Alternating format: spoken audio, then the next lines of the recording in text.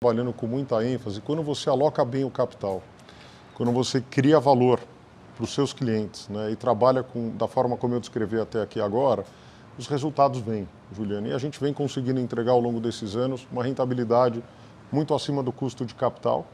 Então, isso para a gente é um mantra, a criação de valor, né? O que é a criação de valor que a gente tanto fala? É o resultado, a rentabilidade do banco menos o custo de capital. Hoje a gente trabalha com custo de capital calculado com N metodologias, mas em todas elas a gente chega num número muito próximo de 15%.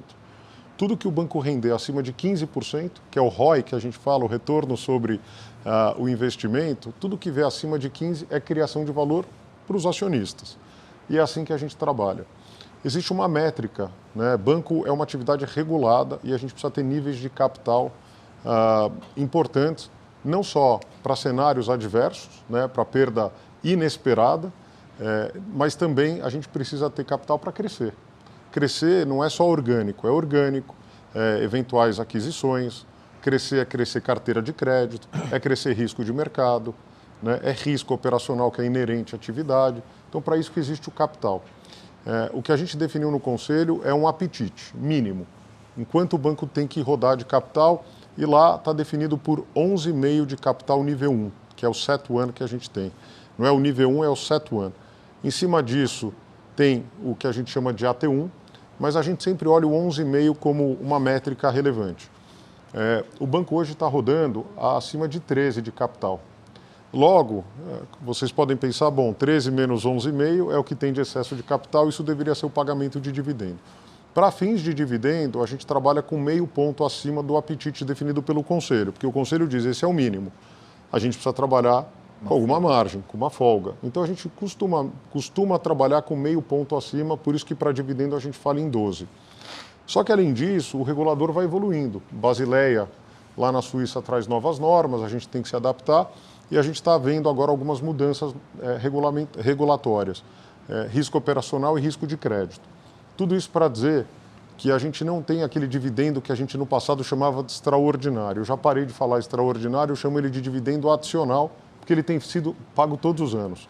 Então a gente termina o ano agora, estamos em fase de orçamento, a gente vai olhar as nossas expectativas de crescimento. O objetivo número 1 é investir na atividade. Isso é o mais importante. Crescer o banco. A gente não tem uma meta de dividendo, a gente tem um objetivo que é investir, alocar bem o capital dentro da instituição. Mas a gente, por outro lado, não quer reter as sobras e os excessos. Então, o que a gente faz no início do ano, a gente vai fazer a projeção do quanto as carteiras crescem, o que tem de oportunidade. Vamos ver qual é o capital definido pelo Conselho, mais esse mínimo que a gente define. E a ideia é ter um capital, um dividendo adicional. Com as informações de hoje, e de novo, são informações que são dinâmicas, a gente espera ter um dividendo adicional, sim, num ano em que o resultado do banco vem crescendo. Então, o dividendo por ação tende a subir, porque o lucro está subindo. E o quanto, né, que é o payout, que todo mundo pergunta, a gente não dá um guidance de payout. Quantos por cento do lucro a gente vai distribuir? Não, qual vai ser o excesso, mas a nossa expectativa é ter um dividendo adicional relevante, sendo pago no início do ano que vem, a menos de alguma outra decisão que a gente tome no Conselho. Lembrando que o banco tem feito recompras de ações, né? Tem feito recompra, Alfredo. Que é uma forma de distribuir proventos também para os acionistas. Toda a razão, inclusive esse ano a gente ouvia feedbacks, né? O investidor pessoa física tipicamente pede o dividendo em caixa e o investidor estrangeiro, os investidores institucionais gostam muito de recompra de ações. A gente tem uma base de investidores na Itaúsa de mais de 1 milhão de clientes, né, Alfredo? De investidores, clientes e investidores. A gente também tem no Itaú Unibanco uma base relevante de mais de 600 mil investidores. Então a gente atende sempre com dividendo caixa, mas recompra faz parte, sim, é uma forma de distribuição e a gente tem feito também, e isso beneficia todos os acionistas.